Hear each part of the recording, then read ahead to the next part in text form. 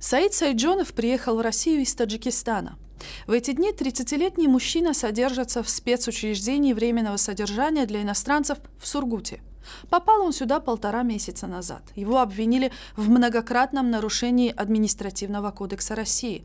Суд вынес решение о выдворении на родину. Однако, как утверждает он сам и его защита, если бы не конфликт с представителями дорожной полиции Ханты-Мансийска, все было бы иначе. Он материл, я говорю, ты сам такой. Я 3 шага поставлю, да, он вышел, сильно захлопал, только слушал, вот, хлоп дверь, он начал бить меня, вот. Один вот удар, живот ударил меня, уже я какое-то сознание потерял, уже, вот, на себя пришел, уже они вдвоем запихают меня на этот, полицейскую машину. Привезли на этот обезьянку там, на Дзержинский, закрыли меня. Злоключения Саида Сайджонова начались 30 января этого года в городе Ханты-Мансийск. Сотрудники ГИБДД обвинили его в нарушении правил парковки, стали проверять документы, а когда увидели его права международного образца, выданные в Таджикистане, назвали их негодными. Попытки объяснить представителям власти, что права международного образца должны носить информацию на английском языке, не удовлетворили сотрудника городского ГИБДД Анатолия Макарова. Документы изъяли и потребовали вернуться за ними на следующий день.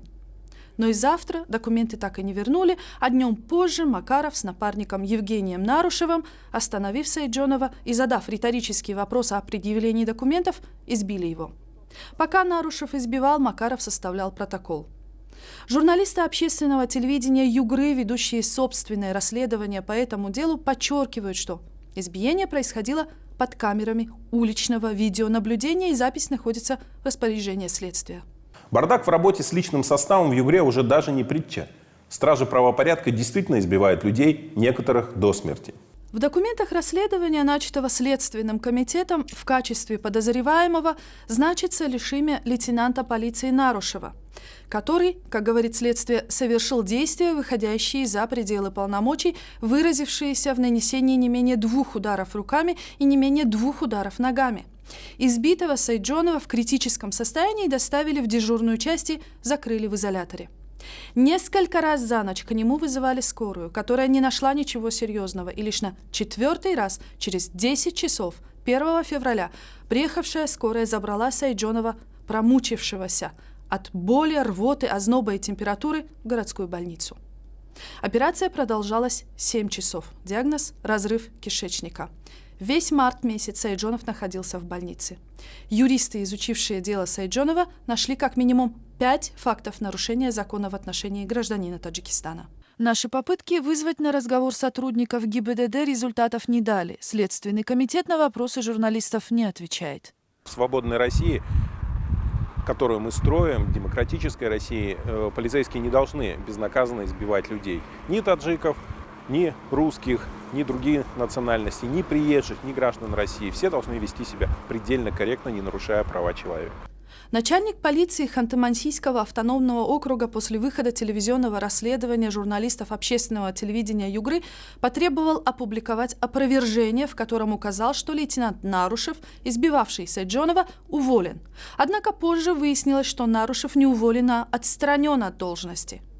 Как считают журналисты, это не похоже на ошибку, поскольку между заявлениями прошло более 2 месяцев, и они предполагают, что Нарушева и Макарова покрывает руководство управления.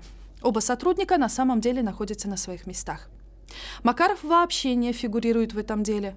Кроме того, как выяснилось, Нарушев и Макаров написали рапорт о том, что Сайджонов якобы оказывал сопротивление при аресте, за что мигрант из Таджикистана был осужден, но потом решение суда отменили по причине разбирательства в Следственном комитете.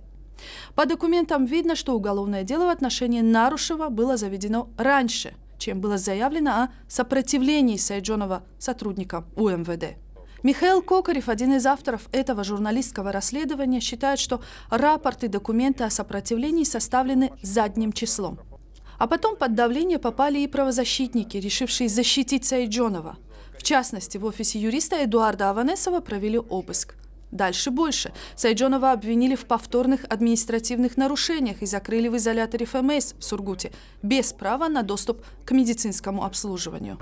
Надежды на положительный результат в журналистском расследовании, которое мы проводим, очень слабые. Но только если мы поднимем общественное мнение и привлечем к этому внимание. Поскольку, как мы считаем, у МВД ХМАО Югры пытается замять всячески дело и выкрутить Нарушева, убрать Нарушева с уголовного преследования, чтобы его осудили административно, и этот преступник в погонах остался работать в рядах органов внутренних дел России. Я должна сказать, что из 3000 обращений, я думаю, треть, наверное, так или иначе связаны с притеснением со стороны правоохранительных органов. Но люди, как правило, приходят как с основной проблемой иной, потому что они к этому уже привыкли. Они привыкли к тому, что их оставляют на улице, останавливают, забирают у них деньги. Бессмысленно жаловаться на то, к чему человек уже привык, и не ожидает никаких изменений по этому поводу. Ни компенсации какой-то, ни изменений.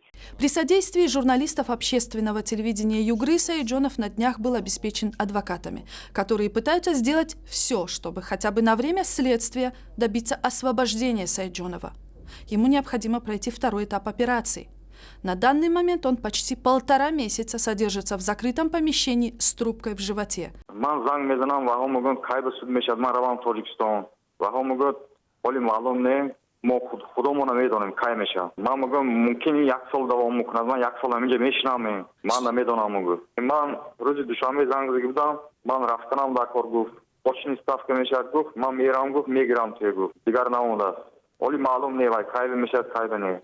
Дело Саиджонова взял под личный контроль посол Таджикистана в Москве Имомудин Саторов. Нота посольства 29 июля была отправлена в адрес МИД России.